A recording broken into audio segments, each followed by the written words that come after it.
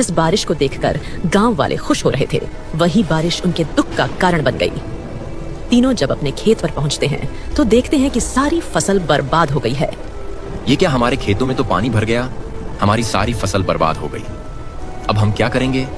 ये फसल ही तो हमारी रोजी रोटी थी। अब हम क्या खाएंगे? फसल बेचकर ही तो हमारा गुजारा होता है।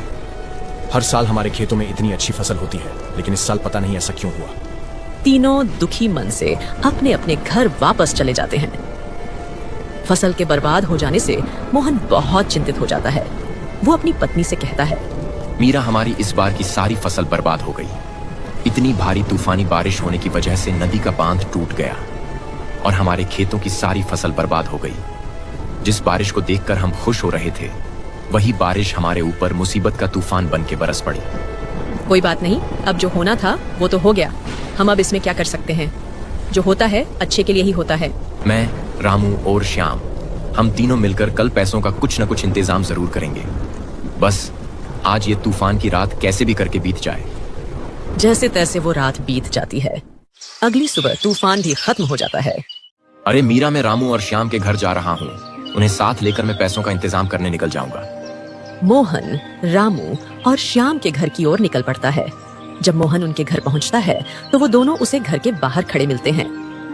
आओ मोहन आओ, हम तुम्हारा ही इंतजार कर रहे थे। मैं पैसों का इंतजाम करने जा रहा था, तो मैंने सोचा तुम लोगों का भी काफी नुकसान हो गया है, तो तुम्हें भी साथ ले चलूं। मैंने सोच लिया है, हम फिर से खेती करेंगे और नई फसल लगाएंगे। ठीक है, हम तुम्हारे साथ जरूर चलेंगे, लेकिन मोहन, हम पैसों का इंतजाम कैसे करेंगे? हम मदन सेठ से कुछ समय के लिए पैसे उधार ले लेते हैं। जब हमारी फसल कट जाएगी तो उसे बेचकर हम पैसे वापस दे देंगे। सही कहा, चलो हम मदन सेठ के पास चलते हैं। तीनों मदन सेठ के घर जाने के लिए निकल पड़ते हैं।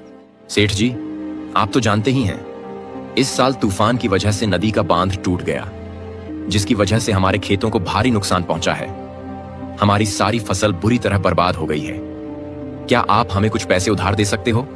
हाँ, मैं तुम्हें पैसे उधार तो दे सकता हूँ, लेकिन तुम मेरे पैसे लौट आओगे कब? जैसे ही हमारी फसल कट जाएगी, हम तुरंत आपको आपके पैसे लौटा देंगे। ठीक है, मैं तुम्हें जरूर पैसे उधार दूंगा।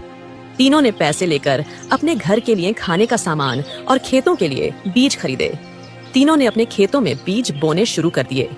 कुछ समय के बाद तीनों के खेत में हरी भरी फसल लहलहाने लगी। अरे श्याम, रामू, देखो कितनी अच्छी फसल हुई है। इसे बेचकर हमें अच्छा खासा मुनाफा होगा, जिससे हम मदन सेठ का उधार भी लौटा देंगे। हाँ मोहन, इस बार की फसल देखकर तो मेरा भी मन खुश हो गया। अगले दिन तीनों की फसल कट जाती है। तीनों बहुत खुश होते हैं।